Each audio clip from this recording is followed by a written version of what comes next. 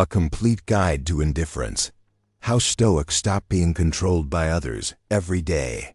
Without realizing it, we hand other people the keys to our emotions. A stranger's insult can linger in our minds, replaying again and again. A simple compliment can lift us, but also make us dependent on more. In a sense, we live as if we are puppets, with invisible strings pulled by others' words, opinions, and actions. The Stoics, however, discovered a way to cut those strings. They called it indifference. This wasn't a philosophy of coldness or apathy, it was a way of reclaiming freedom. To the Stoics, indifference meant that nothing outside your control should have the power to disturb your peace of mind. In this guide, we'll explore what Stoic indifference really is, why it matters, and how you can practice it to stop being controlled by others. The meaning of indifference. When the Stoics spoke of indifference, they weren't telling us to stop caring about life. They were teaching us to recognize the difference between what is in our control and what is not. Our actions, our choices, and our judgments, these are ours. Everything else, our reputation, wealth, health, the opinions of others, falls into the category of things we cannot fully command. The Stoics called these things indifferent, not because they held no value, but because they should never determine whether we are happy or miserable. To a Stoic, indifference is about refusing to tie your inner peace to what lies outside your power. Why we are so easily controlled. The reason we need indifference is simple. Humans are wired to crave approval and fear rejection. In ancient times, being accepted by the group meant survival, so this instinct was natural. But in today's world, it often becomes a trap. Social media teaches us to live for likes and comments. Our workplaces reward politics and appearances as much as skill. Families sometimes use guilt and comparison to pressure us into choices. All of this leaves us vulnerable, because if your mood rises and falls with the approval of others, then they hold more control over your life than you do indifference in everyday life. Consider how indifference works in practice. If someone criticizes your work unfairly, your first instinct might be to snap back or stew over it for hours. The Stoic approach is different. You pause and ask, is this in my control? The criticism itself is not. But how you respond, whether calmly or with irritation, that is yours. Or think of being left out of a gathering. Instead of spiraling into resentment, indifference teaches you to accept that you cannot control others' choices, only your own. Even in small annoyances, like rude drivers or nasty comments online, indifference acts as a shield. You cannot stop the insult, but you can stop yourself from surrendering your peace. Indifference is not apathy. One of the most important distinctions is that indifference is not the same as apathy. Apathy means, I don't care about anything. Stoic indifference means, I care, but I choose carefully what deserves my energy. Marcus Aurelius cared deeply about justice, family, and service to his people. Seneca cherished friendship and wrote about kindness. Epictetus, though born a slave, spoke about dignity and compassion. These men were not cold or detached from life.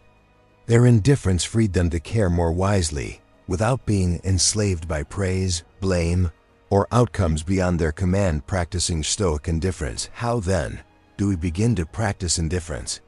The Stoics left us with practical exercises. One is the daily reminder of the dichotomy of control. Some things belong to me, some do not.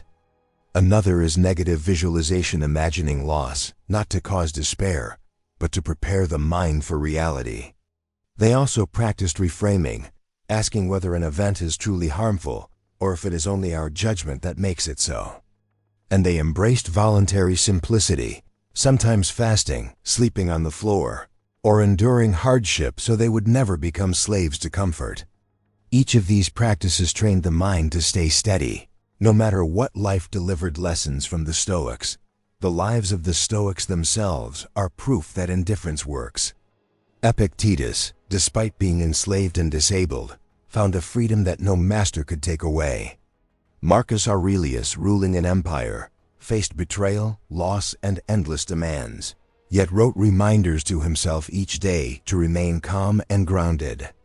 Seneca, surrounded by wealth and power, reminded himself daily that fortune could vanish, and so he practiced detachment. These examples show that indifference was not weakness. It was strength, the kind of strength that cannot be shaken by insult, fortune, or even fate itself. Indifference as protection. This strength also makes indifference a powerful form of protection. When you crave praise, anyone can control you with flattery. When you fear criticism, anyone can silence you with judgment. But once you are indifferent, once your peace no longer depends on external approval, you become free. Compliments may come, but they don't rule you. Insults may arrive, but they don't wound you. You are no longer a puppet pulled by strings, but the master of your own mind. Applying indifference in modern life. Think of how this applies today. At work, indifference means focusing on your effort and integrity rather than the gossip around you. In relationships, it means loving fully but not clinging to validation. On social media, it means creating from your values rather than chasing likes. Even in daily frustrations, traffic, delays, or rude encounters, each moment becomes an opportunity to practice. Indifference is not withdrawal from life. It is engagement with life on your own terms, free from the control of others. In the end, Stoic indifference is not about closing yourself off. It is about opening yourself to true freedom. It means refusing to be enslaved by the unpredictable world around you.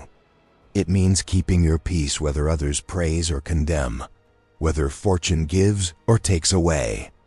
It is the power to live by your own reason and your own values, no longer at the mercy of opinions and circumstances. So ask yourself, are you living as a free person?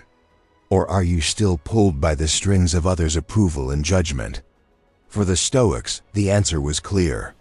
True freedom is not found in controlling the world, but in mastering yourself. Practice indifference for just a week. Pause before reacting. Let go of what you can't command and notice how much lighter you feel, because indifference is not emptiness. It is strength.